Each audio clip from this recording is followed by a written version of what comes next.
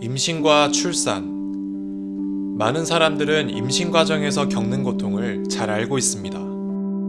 그렇다면 출산 이후에 겪는 여성의 고통, 혹시 알고 계신가요? 그 중에서도 전몸살은 오랜 기간 꾸준히 관리해야 하는 부분입니다.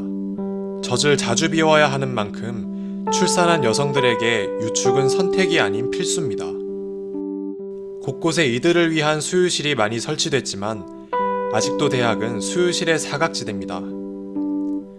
부모 학생에게 필요한 건 열린 수유실.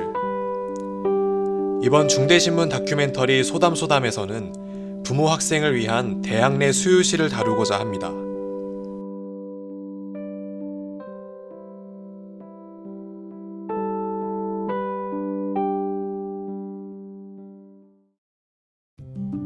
출산한 여성.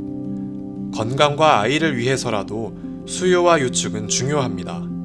유축의 필요성을 중앙대병원 산부인과 김유민 임상조 교수에게 물어봤습니다.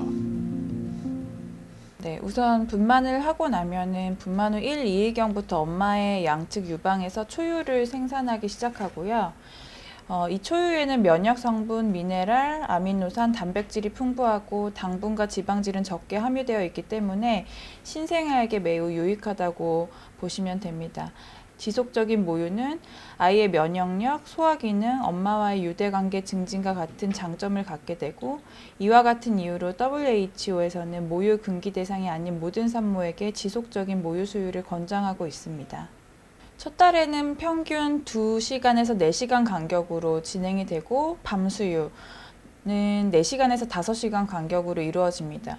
오랜 시간 수유를 하지 않는 경우 모유가 유관 내에 축적되고 이는 통증 및 납통을 유발하기 때문에 주기적인 수유와 유축이 매우 중요합니다. 이전에 비해서 수유실의 시설 확충이나 아니면 환경이 많이 개선되어지고 있는 것은 사실인데요. 그래도 아직은 그 수요에 비해서 현실적으로 많이 턱없이 부족한 상황입니다. 이렇듯 누군가에겐 꼭 필요한 수유실. 과연 얼마나 많은 대학이 수유실을 운영하고 있을까요?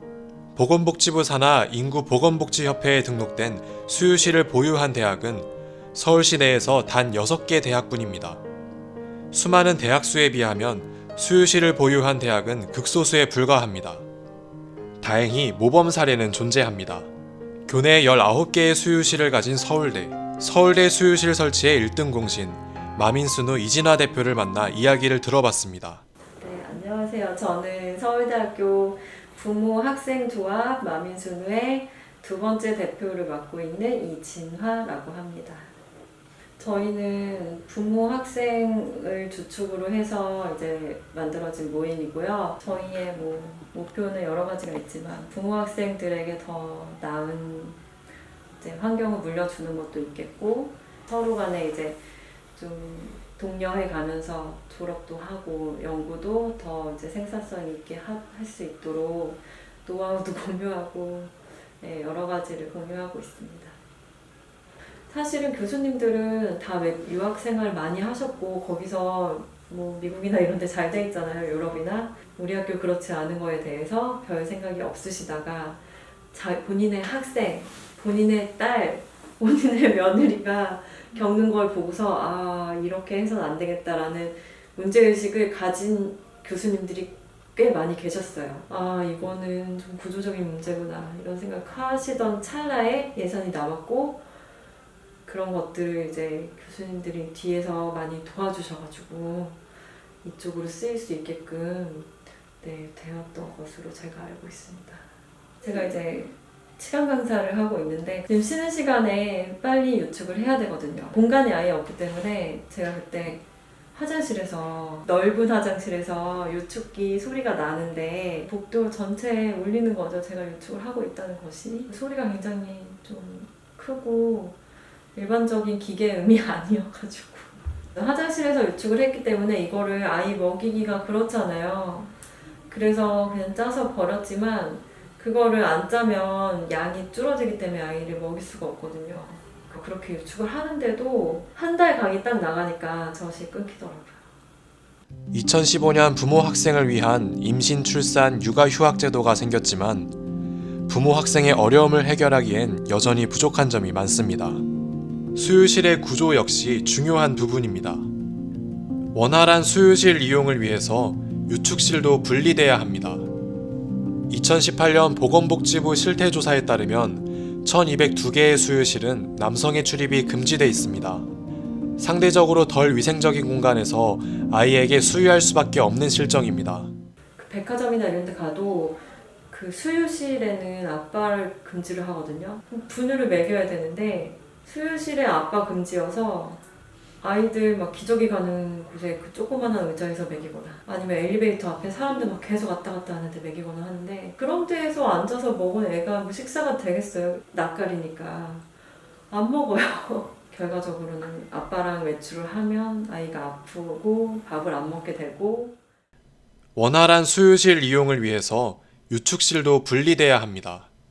유축 같은 경우는 조금 더 배려가 필요한 부분이에요. 다른 애가 있는데 옆에서 시끄럽게 유축을 하면 그것도 민망하고 유축이라는 것에 대해서 사회 전반적인 의식이 아예 없고 밀폐된 공간이 중요하죠.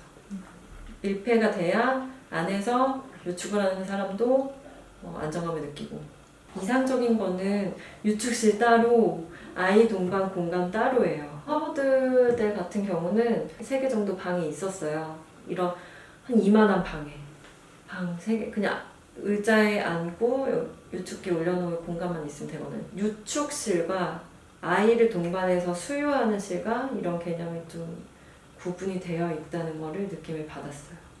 지금 가장 필요한 것은 부모 학생에 대한 학교와 행정당국의 관심입니다. 하지만 누구도 말하지 않으면 알 수 없습니다. 목소리를 내지 않으면 알지 못해요. 학교에 이런 사람들이 있다는 거를 알리는 것도 굉장히 중요해요. 부모 학생도 우리와 같은 학내 구성원입니다. 부모 학생에게 필요한 열린 수유실, 선택이 아닌 필수입니다.